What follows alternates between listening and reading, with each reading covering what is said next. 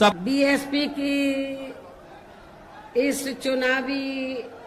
जनसभा में इकट्ठा हुए पार्टी के सभी छोटे बड़े पदाधिकारी एवं कार्यकर्तागण, आज आप लोग देश में व यहाँ आपके उत्तर प्रदेश स्टेट में भी लोकसभा के लिए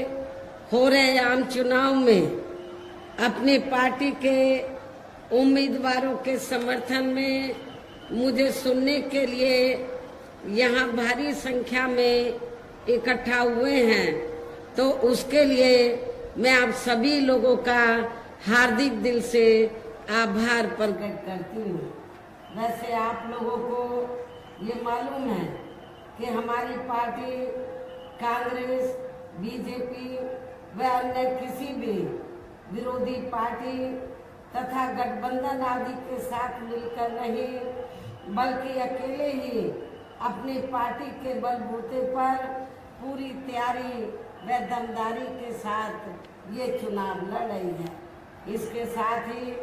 हमने टिकट बंटवारे के मामले में भी सर्व समाज के लोगों को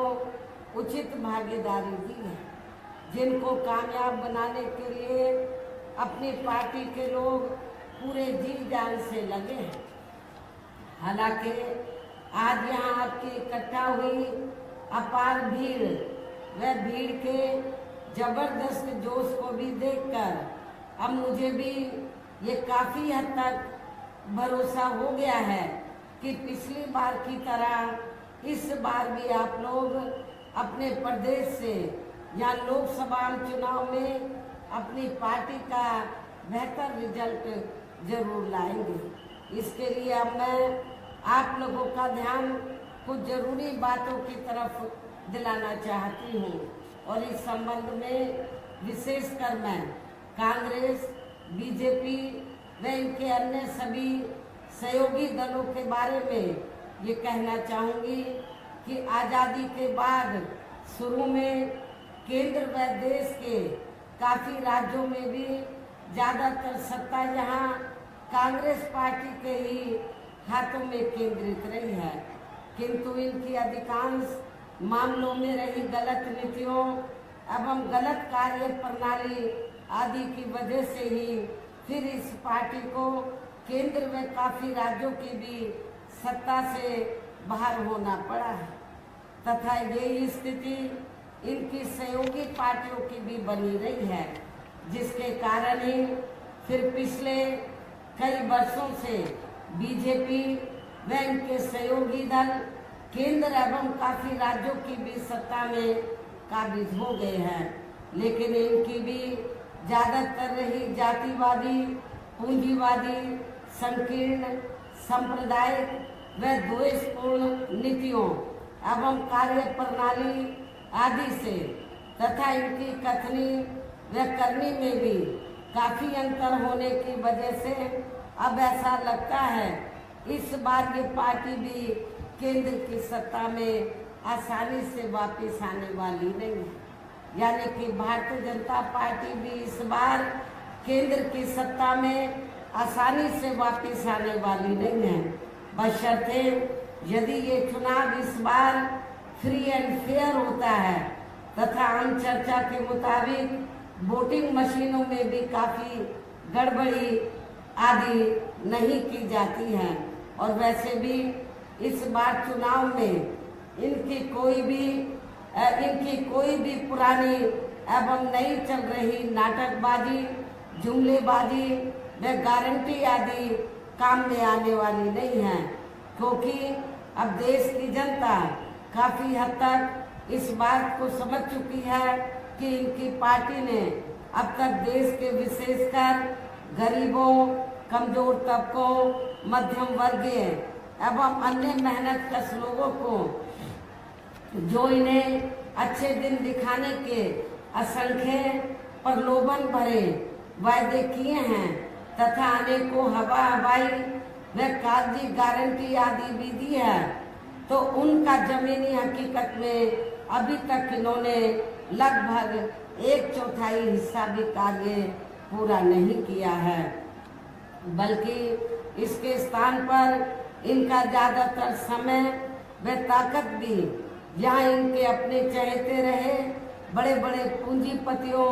एवं धन्ना सेठों को ही ज्यादा से ज्यादा मालामाल व धनवान आदि बनाने में तथा इन्हें हर स्तर पर छूट देने में व बचाने में ही लगी रही है, जिनके अधिकांश आर्थिक सहयोग से ही ये पार्टी व अन्य पार्टियां भी अपना संगठन चलाती हैं तथा चुनाव आदि भी लड़ाती हैं, जिसका काफी कुछ खुलासा बॉन्ड की आई रिपोर्ट से भी हो जाता है। और इस संदर्भ में मैं आप लोगों को ये बताना चाहती हूँ कि अभी कुछ दिन पहले माननीय सुप्रीम कोर्ट ने बॉन्ड के बारे में जो रिपोर्ट का खुलासा किया है, तो उससे ये स्पष्ट हो जाता है कि इससे स्पष्ट हो जाता है कि इस देश में कांग्रेस, बीजेपी,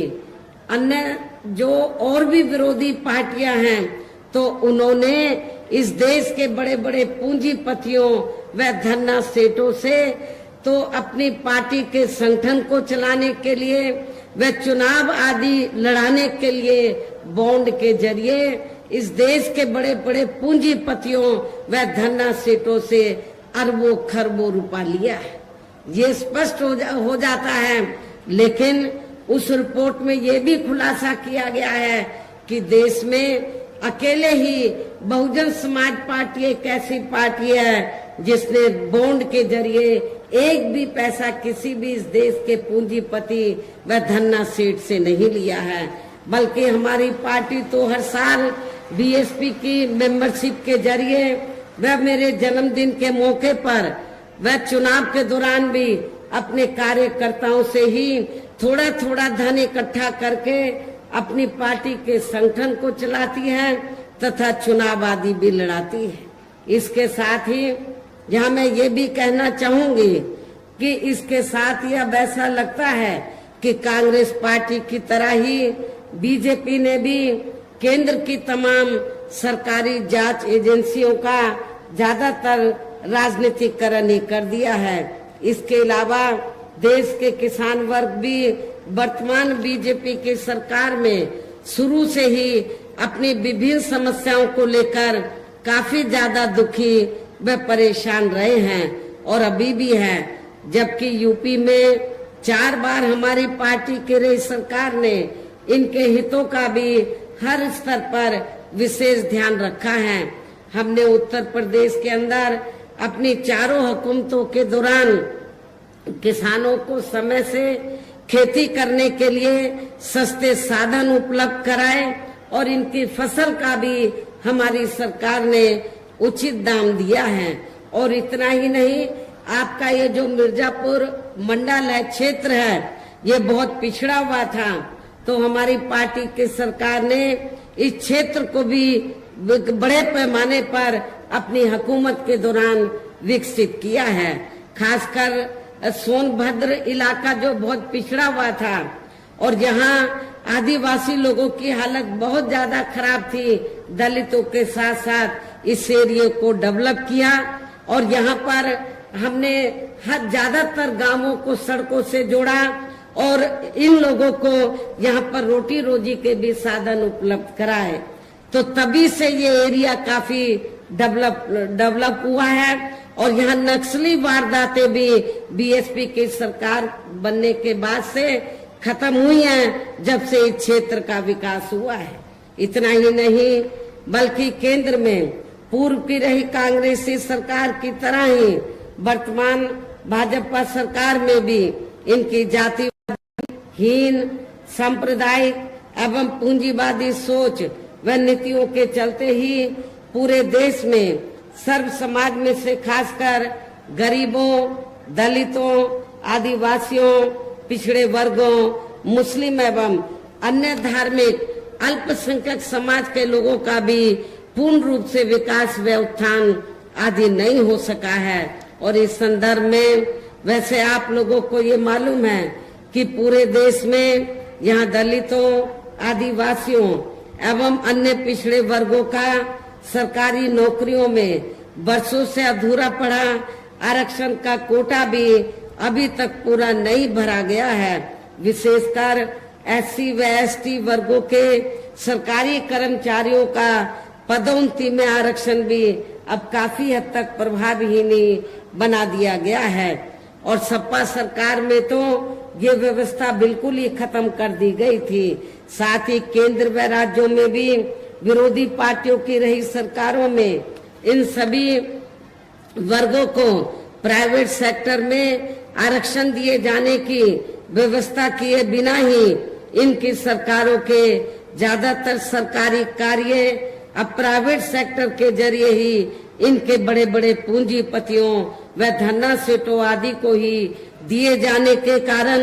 अब इनको पूरे देश में आरक्षण का बहुत कम ही लाभ मिल पा रहा है। इसी प्रकार इनका अन्य और मामलों में भी शोषण में उत्पीड़न आदि होना अभी तक भी बंद नहीं हुआ है। इनके साथ साथ मुस्लिम व अन्य धार्मिक अल्पसंख्यक समाज के लोगों की भी हालत हर स्तर पर या काफी ज्यादा खराब व दयनीय ही बनी हुई है, जिसका काफी कुछ खुलासा सच्चर कमेटी की रिपोर्ट में भी किया गया है। इतना ही नहीं बल्कि पिछले कुछ वर्षों से केंद्र व अधिकांश राज्यों में भी बीजेपी व आरएसएस की सरकारों के चलते हुए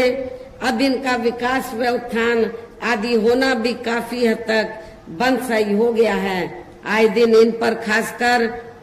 हिंदुत्व की आड़ में हो रही जुल्म जाति भी यहाँ काफी ज्यादा चरम सीमा पर पहुंच चुकी है। इनके साथ साथ अपर कास्ट समाज में से विशेषकर गरीब लोगों की भी हालत हमें कोई खास अच्छी नजर नहीं आती है और इस वर्तमान बीजेपी की सरकार में तो